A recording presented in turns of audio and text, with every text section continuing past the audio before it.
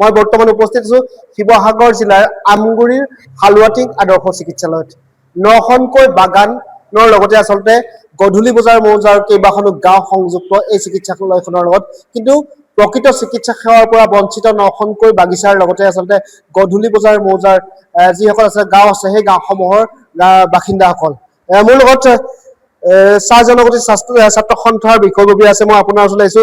9খনকৈ বাগিচা সমান্তৰালভাৱে গধূলি বজাৰ মৌজাৰ আচলতে কেইবাখনো গাঁও সংযুক্ত এই চিকিৎসালয়খনত এগৰাকীও স্থায়ী চিকিৎসক নাই। এখন আদৰ্শ চিকিৎসালয়, ইয়াৰ যিসমূহ যন্ত্ৰাংশ আছে যন্ত্ৰাংশসমূহ কিন্তু এতিয়া ব্যৱহাৰ নোহোৱাকৈ ধ্বংস হোৱাৰ দিশে গতি কৰিছে। কি ক'ব? মই বিশেষ এটা কথা ক'ব বিচাৰিম, অসম চৰকাৰে যেনেধৰণৰ চিকিৎসালয় বনাইছে সেই অনুপাতে চিকিৎসক হওক, নাৰ্ছ হওক বা অন্যান্য বিভাগত যিখিনি কৰ্মচাৰী থাকিব লাগে সেই কৰ্মচাৰীখিনি ইয়াত নাই। কিন্তু ইয়াত এজন অস্থায়ী চিকিৎসক দি থৈছে, কিন্তু তেওঁৰ বিশেষ কাম নাই। তেওঁ 10টা বজাত আহে আৰু 1টা বজাত গুচি যায়। আমি ভাবোঁ যে আমাৰ অঞ্চলত 9খন বাগিচা আছে আৰু গাঁও আছে, বস্তি আছে,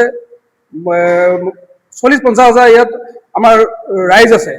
গতিকেলৈ আমি অসম চৰকাৰক এটা অনুৰোধ জনাম যে আমাৰ যি হালুৱাটিং আদৰ্শ চিকিৎসালয়ত স্থায়ীকৰণ চিকিৎসক আৰু নাৰ্ছ আৰু বিভিন্ন বিভাগৰ যিখিনি খালী হৈ আছে সেইখিনি সম্পূৰ্ণ পূৰণ কৰিবৰ কাৰণে আমি অসম চৰকাৰক অনুৰোধ জনাইছোঁ। আৰু লগতে আমি আমাৰ নৱনিযুক্ত আমাৰ যি নাজিৰা বিধানসভা সমষ্টিৰ মৌৰ বুঢ়াগোহাঁই ডাঙৰীয়া আছে, গতিকে তেখেতকো আমি অনুৰোধ জনাইছোঁ যে অতি শীঘ্ৰে আমাৰ এই অধ্যুষিত অঞ্চলসমূহ যাতে ৰাইজে ভাল চিকিৎসা পায়, তাৰ কাৰণে আমি এই চিকিৎসালয়ত স্থায়ী চিকিৎসক আৰু নাৰ্ছ যোগান ধৰিবৰ কাৰণে আমি অনুৰোধ জনাইছোঁ।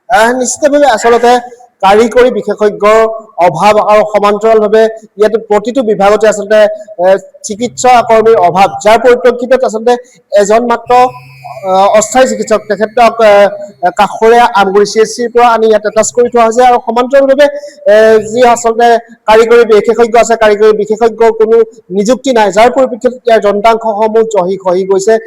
প্ৰতিটো বিভাগ আছে, ক'ব লাগিব এখন আদৰ্শ চিকিৎসালয়ত যিসমূহ আচলতে সুবিধা থাকিব লাগে তাৰ আন্তঃগাঁথনি সম্পূৰ্ণৰূপে আছে, কিন্তু কাৰিকৰী বিশেষজ্ঞৰ লগতে আচলতে চিকিৎসা কৰ্মীৰ অভাৱৰ বাবে আচলতে আমগুৰি অঞ্চলৰ 9খনকৈ বাগানৰ লগতে গধূলি বজাৰ মৌজাৰ আচলতে প্ৰায় 20খনৰো অধিক গাঁৱৰ ৰাইজ কিন্তু এতিয়া চিকিৎসা সেৱাৰ পৰা বঞ্চিত।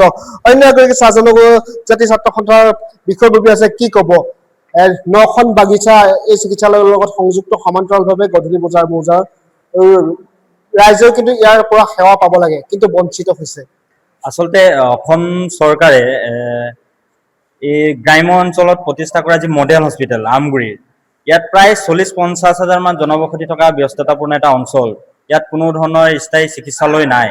ইমান সুন্দৰকৈ তেওঁলোকে এখন চিকিৎসালয় নিৰ্মাণহে কৰিলে, ইয়াৰ যিবিলাক মেডিকেল ষ্টাফ থাকিব লাগিছিলে আজিলৈকে মেডিকেল ষ্টাফ এজন তেওঁলোকে ইয়াত নিযুক্তি দিব পৰা নাই। অস্থায়ীভাৱে বেলেগ এখন মেডিকেলৰ পৰা ডক্টৰ এজন আনি থৈছে, তেওঁ প্ৰায় 4-5 ঘণ্টা বা 6 ঘণ্টামান থাকে।